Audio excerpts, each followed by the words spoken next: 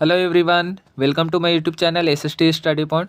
दोस्तों हम 12th class political science का सेकंड बुक का first chapter challenges of nation building पढ़ रहे हैं। दोस्तों आज हम इस वीडियो में राष्ट्र निर्माण के संबंध में नेहरू जी का दृष्टिकोण के बारे में पढ़ेंगे। Nehru's approach to nation building, राष्ट्र निर्माण के संबंध में इन्होंने कौन कौन से कदम उठाए उनको हम डिटेल में पढ़ेंगे और भारत को एक आधुनिक राष्ट्र बनाने में इनका क्या योगदान रहा, ऐसे कौन कौन से इन्होंने जो है कदम उठाए जिसके कारण हम इनको आधुनिक राष्ट्र का, आधुनिक भारत का निर्माता कह रहे हैं। ठीक है ना। स्वतंत्रता के समय जो है भारत के समक्ष कई सारी समस्याएं थी, तो उनका समाधान करने में भी इनका महत्वपूर्ण योगदान रहा था। तो वो कौन कौन सी समस्याएं थी इन सबको हम समझेंगे इस वीडियो में। ओके फ्रेंड्स, इस टॉपिक को पढ़ने से पहले हम जवाहरलाल नेहरू से संबंधित कुछ महत्वपूर्ण बातें हैं जो हमें पता होना चाहिए, तो उनको हम समझेंगे। तो जवाहरलाल नेहरू देखिए, भारत के जो थे स्वतंत्र भारत के पहले प्रधानमंत्री थे और स्वतंत्र भारत के पहले फॉरेन मिनिस्टर यानी विदेश मंत्री भी थे। ठीक है। तो जवाहरलाल नेहरू का जन्म कब हुआ था? 14 नवंबर 1889 में। 14 नवंबर 1889 में इनका जन्म हुआ था। कहाँ हुआ था इनका जन्म? इलाहाबाद में हुआ था। और 14 नवंबर को देखिए इनका जन्म हुआ था, इसीलिए हर साल भारत में 14 नवंबर को चिल्ड्रंस डे मनाया जाता है। ओके फ्रेंड्स, हर साल मनाते हैं ना चिल्ड्रंस डे 14 नवंबर को, तो इनका जन्म हुआ था इसीलिए हम चिल्ड्रंस डे मनाते हैं। ठीक है। नेहरू जी की पत्नी का नाम कमला कोल था और इनकी पुत्री जो थी उनका नाम इंदिरा गांधी था, जो आगे चलकर भारत की पहली महिला प्रधानमंत्री भी बनी थी, आपको पता होगा। ठीक है। और नेहरू जी के पिता का नाम मोतीलाल नेहरू था और उनकी माता का नाम स्वरूप रानी नेहरू था। ओके फ्रेंड्स, देखिए नेहरू जी जो थे एक मतलब स्वतंत्रता सेनानी होने के साथ साथ एक क्या थे, राइटर भी थे। तो इनकी जो थी कुछ महत्वपूर्ण बुक थे, जैसे पहला बुक जो था letter from a father to his daughter, और फिर सेकंड बुक जो था एन ऑटोबायोग्राफी, और थर्ड बुक जो था जो आपने पढ़ा भी होगा स्कूल में, द डिस्कवरी ऑफ इंडिया। ये जो है 8वीं क्लास में शायद मिलता है सभी बच्चों को हिंदी में पढ़ने के लिए।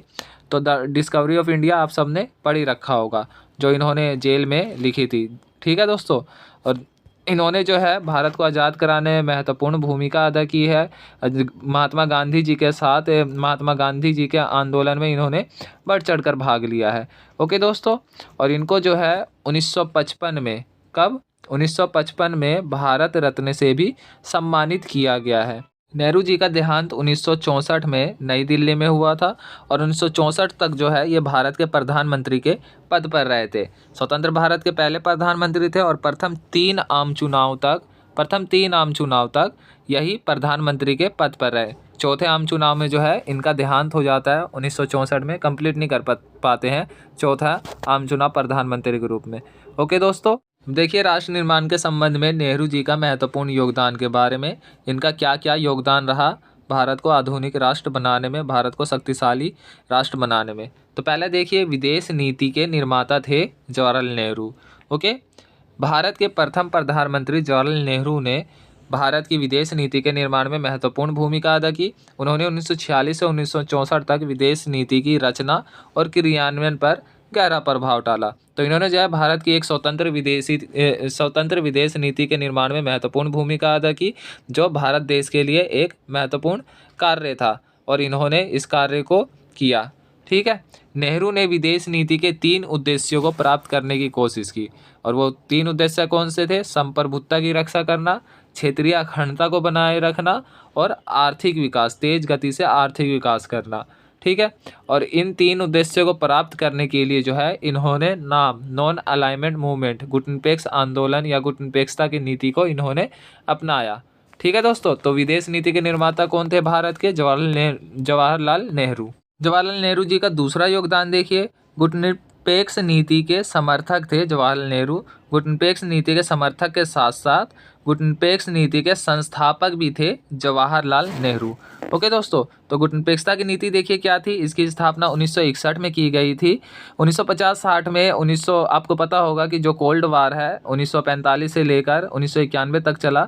तो इस कोल्ड वार के समय में जो था 2 गुट में बटा हुआ था विश्व, अमेरिका और सोवियत संघ में।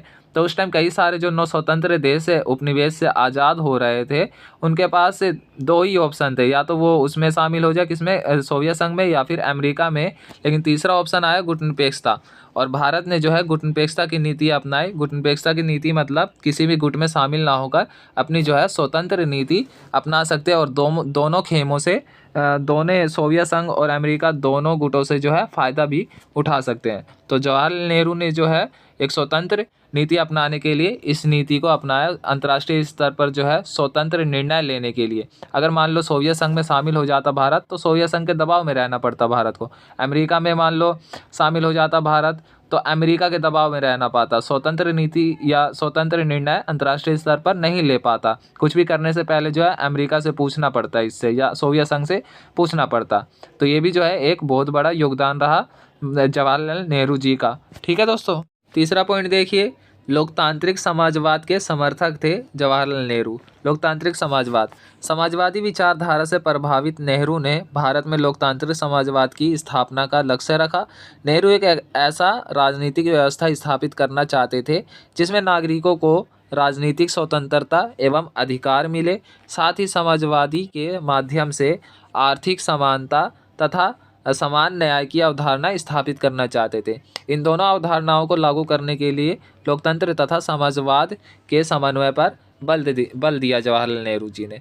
ठीक है, तो नागरिकों को जो है राजनीतिक अधिकार भी देना चाहते थे, और फिर नागरिकों को आर्थिक समानता और समान न्याय देने के लिए इन्होंने क्या किया, दोनों का समन्वय, ना केवल लोकतंत्र ना केवल समाजवाद विचारधारा को अपनाया, इन्होंने दोनों के समन्वय को अपनाया, दोनों का मिला जुला रूप अपनाया। इसीलिए हम इसे लोकतांत्रिक समाजवाद का रूप कह रहे हैं। लोकतांत्रिक समाजवाद के माध्यम से जवाहरलाल नेहरू नागरिकों को कुछ अधिकार एवं स्वतंत्रता देने के पक्ष में थे।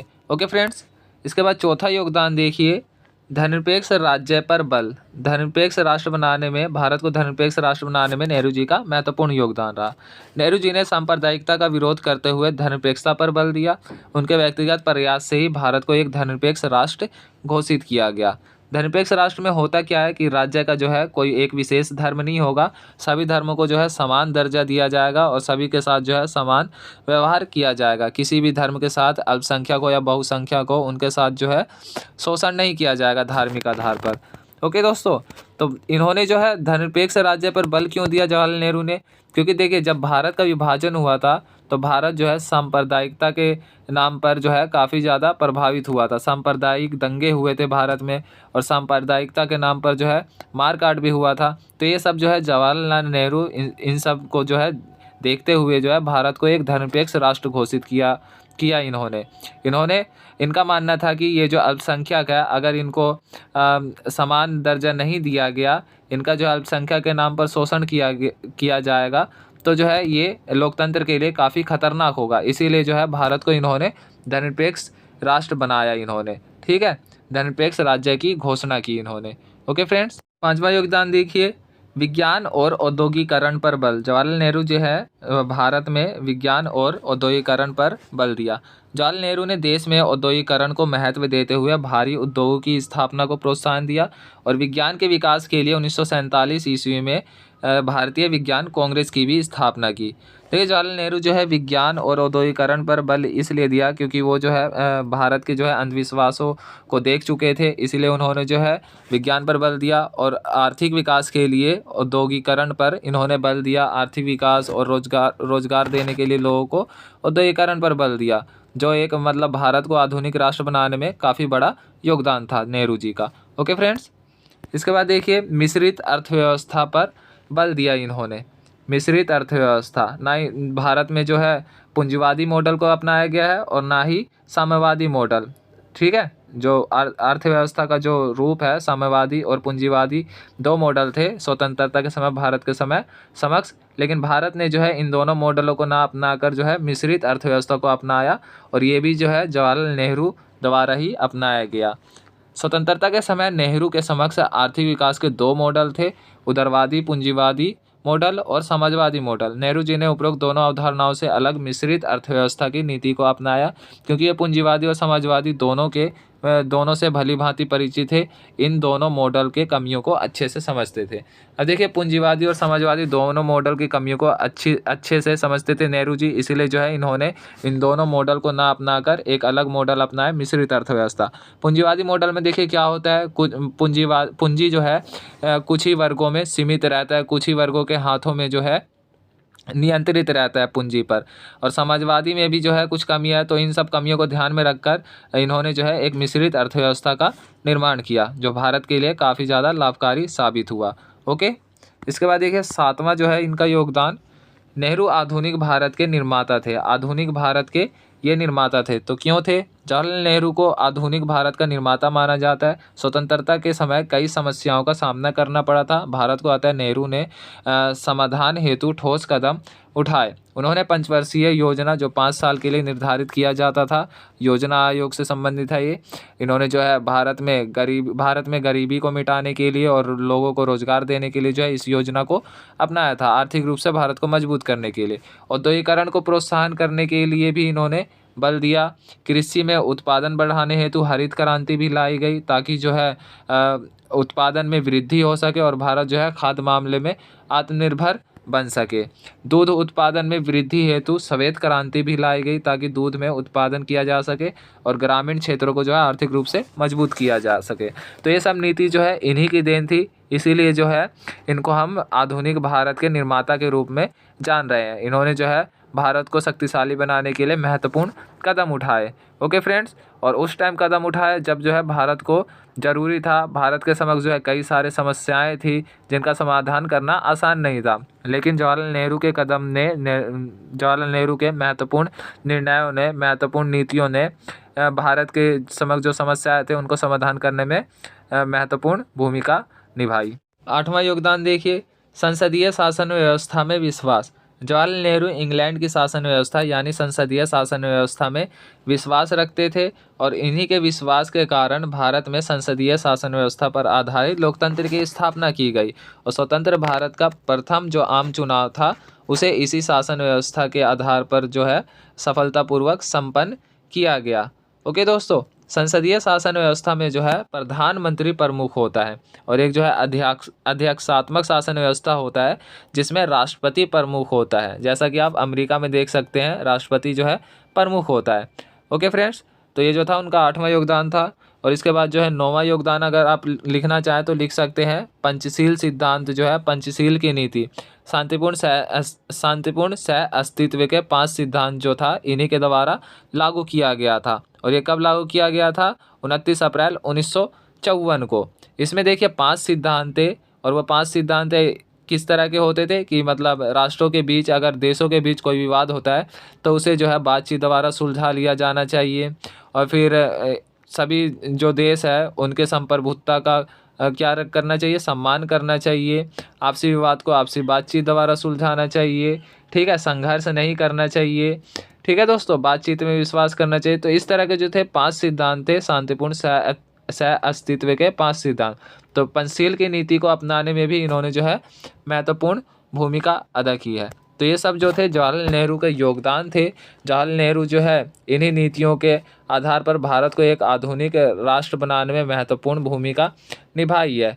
ठीक है दोस्तों, तो राष्ट्र निर्माण में जो है उनका महत्वपूर्ण योगदान रहा, भारत को आधुनिक बनाने में उनका महत्वपूर्ण योगदान रहा, इसीलिए हम जवाहरलाल नेहरू को आधुनिक भारत के निर्माता कह रहे हैं। ओके फ्रेंड्स, आई होप कि जो है आपको आसानी से समझ में आ गया होगा। ये वीडियो काफ़ी आसान है, आप इसको जो है इसी तरह हेडिंग के साथ लिखें अगर एग्ज़ाम में आपसे ये क्वेश्चन पूछा जाए तो। ओके फ्रेंड्स, तो दोस्तों वीडियो अगर आज की अच्छी लगी हो तो वीडियो को लाइक करें, कमेंट करके बताएं, वीडियो को ज़्यादा से ज़्यादा शेयर करें, और अगर आप नए हैं तो चैनल को सब्सक्राइब ज़रूर करें। सब्जेक्ट से संबंधित वीडियो जो है आपको इसी चैनल पर मिलते रहेंगे। ओके दोस्तों।